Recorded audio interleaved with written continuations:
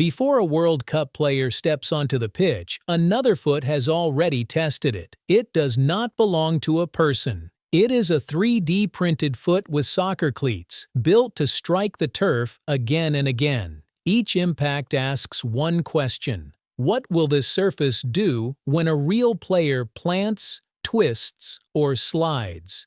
It feels absurd until you remember what that grass has to survive. At the World Cup, the pitch cannot simply look green. It has to let the ball roll cleanly, help players move safely, and make billions of viewers forget the ground is even there. That is the strange standard of a great soccer field. If nobody talks about it after the final whistle, it probably worked. Let's get into it right here on Secrets of Simple Things.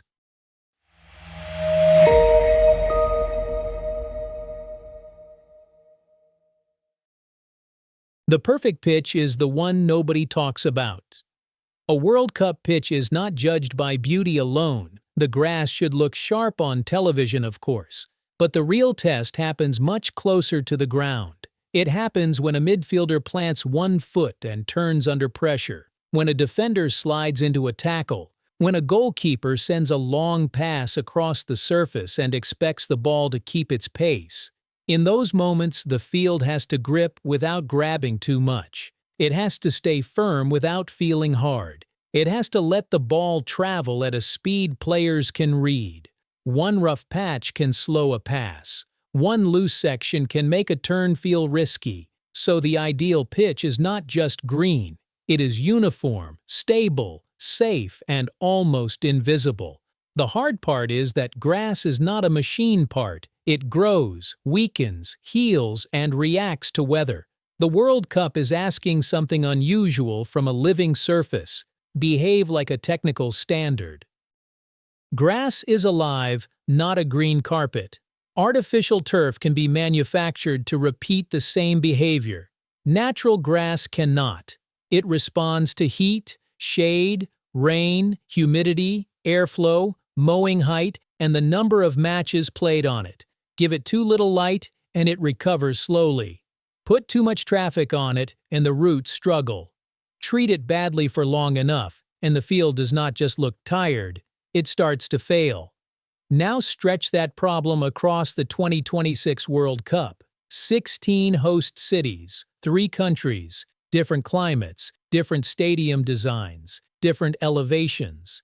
A team may play in a hot city on one type of grass, then move to a cooler venue or a stadium where the roof blocks sunlight. The challenge is not building one perfect pitch, it is making 16 different pitches feel like they belong to the same tournament. Since 2021, researchers have run more than 170 tests around that problem. The player does not care whether it is Bermuda, ryegrass, or bluegrass. At full speed, only one thing matters: does the ground behave the way it should? To measure that feeling, researchers built something like a fake player.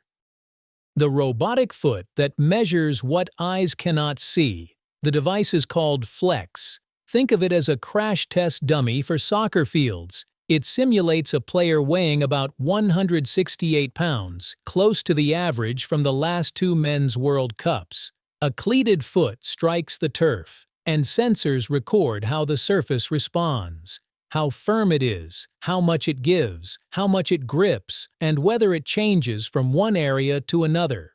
To a viewer, the pitch may look like one clean sheet of grass. To the people managing it, it is dozens of smaller zones. One spot may be slightly soft, another may be too slick. A corner that looks fine from the stands could feel unstable when a player plants and turns at speed.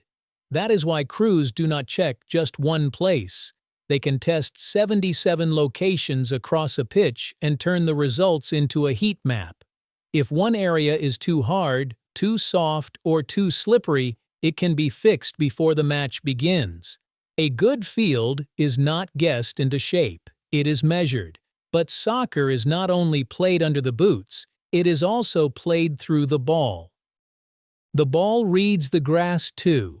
A ball can expose problems a foot might miss. A few extra millimeters of grass can slow a pass. Too much moisture can make the ball skid. A dry patch can change the height or angle of a bounce. From the stands, that may look like a careless touch. For a player moving at full speed, it can be the difference between control and losing possession. So researchers test the ball as carefully as they test the surface. They use a launcher to fire soccer balls into the turf at different speeds and angles, recreating everything from a simple pass to a shot on goal.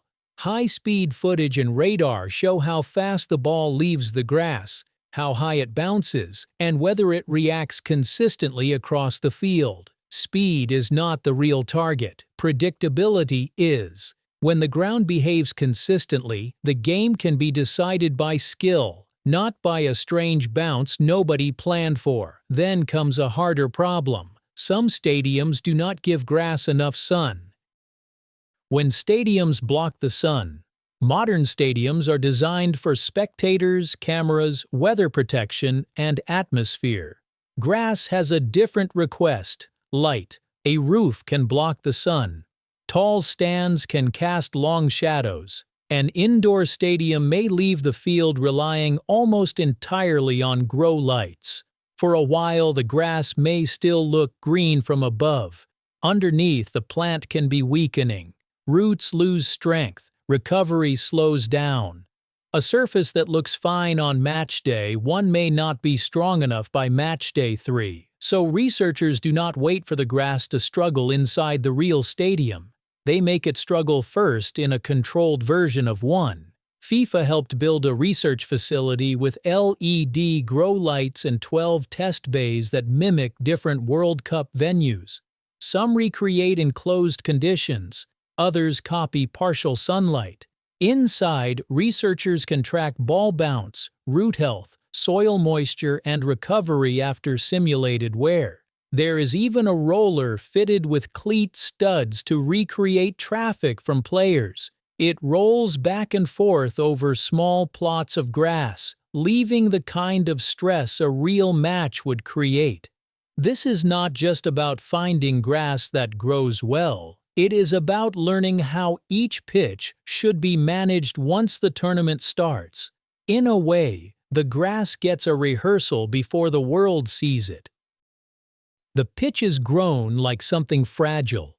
The actual playing surfaces are grown on 11 farms across North America, and one of the strangest details is what sits underneath them: plastic. Instead of letting roots grow deep into the soil, the grass is planted on plastic sheets. When the roots hit that barrier, they spread sideways. It sounds unnatural, but it protects the plant during harvest. If grass is grown normally, lifting it means cutting through the roots that keep it alive. Growing it on plastic keeps more of the root system inside the roll, almost like preparing a living surface to travel. When harvest day comes, the grass can be rolled up with its roots largely intact. Refrigerated trucks arrive, sometimes in the middle of the night, to avoid traffic and reduce stress on the turf. It is not just delivery. It is a carefully timed transplant. But when those rolls reach the stadium, they are still only the top layer. Under the grass is a layered machine. Workers do not simply unroll the turf and call it a pitch. First, the grass goes over a base layer of sand. Sand drains quickly because one heavy rain cannot turn a World Cup match into a mud fight. The surface is raked, rolled, leveled, and stabilized until it can handle sprinting, sliding, and sudden changes of direction. Then a specialized machine stitches millions of artificial fibers deep into the sand. They act like rebar in concrete, helping the natural roots lock into a stronger base. This does not mean players are running on plastic grass. Around 95% of the surface is still natural grass, and the fibers sit below the canopy, hidden beneath the part players touch. From above, it is a green field. In cross-section, it is closer to a small engineering project: grass, roots, sand, reinforcement, water, light, and maintenance working together. And even after installation, the pitch is not left alone. It has to be tuned before every match. Why the pitch is watered before kickoff. If you watch a major soccer match, you may notice the sprinklers coming on just before kickoff. At halftime, they may come on again. This is not lawn care for television. It is match control. Water changes how the ball moves. A dry pitch can make passes drag and bounces feel heavier. Too much water can make the surface slick. The target is the right amount of moisture, enough for the ball to glide, not so much that the surface becomes unpredictable. Between matches, the work continues. Crews mow daily, monitor moisture, roll the surface back into shape, adjust lighting, and repair stressed areas. So a World Cup pitch is not really finished on installation day. It is finished again every day, and that is why a successful pitch does not need applause. It only needs to avoid becoming the story. The more perfect it is, the less we notice it. By kickoff, the field has passed through a hidden chain of decisions. A robotic foot has slammed into it. A ball launcher has measured its bounce. LED lights have helped the grass survive stadium conditions.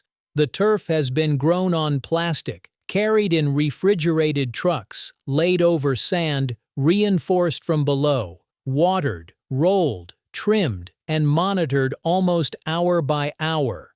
And if everything works, almost none of this will be noticed. That is the quiet beauty of a great soccer pitch. It is not there to impress the crowd. It is there to disappear beneath the game. When the ball rolls cleanly, when players turn safely, and when nobody complains about the ground after the final whistle, the pitch has done exactly what it was built to do. Sometimes the things prepared most carefully are the things we almost never see.